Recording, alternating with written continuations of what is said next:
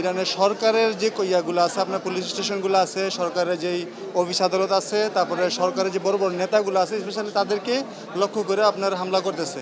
আলহামদুলিল্লাহ সবচেয়ে বড় কথা হচ্ছে কি আমরা সুখ সালামতে এখানে আমাদের বাংলাদেশে আসতে পারছি। হ্যাঁ, আমি মোহাম্মদ আবদুল্লাহ, আমি ইরান কিস আইল্যান্ডে থাকতাম প্রায় 15 বছর। আলহামদুলিল্লাহ আমাদের ভিসা আছে, আমাদের কোম্পানি আছে। এই যুদ্ধের কারণে আমরা এখানে থাকতে পারি না ভয় আতঙ্কে।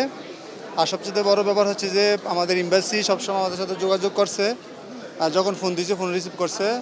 আলহামদুলিল্লাহ আমাদের এম্বাসি, আমাদের যারা এম্বাসিতে চাকরি করে প্রত্যেকটা লোক, আমাদের বাংলাদেশের সরকার এবং যারা দায়িত্বে আছে, আলহামদুলিল্লাহ তারা যথেষ্ট আমাদেরকে হেল্প করছে। কারণ আমরা ওখান থেকে এখানে আসা পর্যন্ত প্রায় 4 দিন আমাদের সফরে থাকতে হয়েছে। অনেক কষ্ট হয়েছে আমাদের এখানে আসতে। আলহামদুলিল্লাহ সবচেয়ে বড় কথা হচ্ছে কি আমরা সুখ সালামতে এখানে আমাদের বাংলাদেশে আসতে পারছি।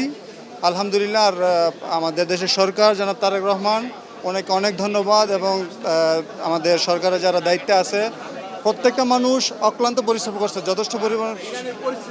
ইরানের পরিস্থিতি এমন, আসলে সাধারণ পাবলিক আলহামদুলিল্লাহ কোনো সমস্যা হয় নাই, আমরা এখনও শুনি নেই। ওরা স্পেশালি যারা ইরানের সরকারের যে ইয়াগুলো আছে, আপনার পুলিশ স্টেশনগুলো আছে, সরকারের যেই অফিস আদালত আছে, তারপরে সরকারের যে বড় বড় নেতাগুলো আছে, স্পেশালি তাদেরকে লক্ষ্য করে আপনার হামলা করতেছে।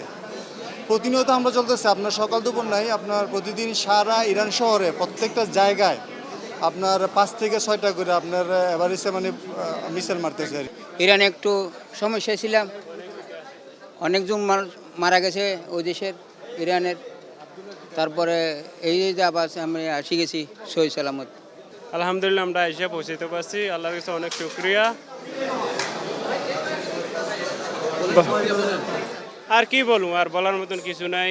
আল্লাহর কাছে অনেক শুকরিয়া, এসে পৌঁছাইতে পারছি, এতটুকু বাস।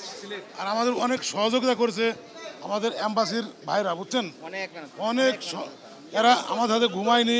প্রচুর ঘটনা মোটামুটি খুবই খারাপ, বুঝছেন, খুব ভালো না। ইরানের অবস্থা অনেক খারাপ ভাই।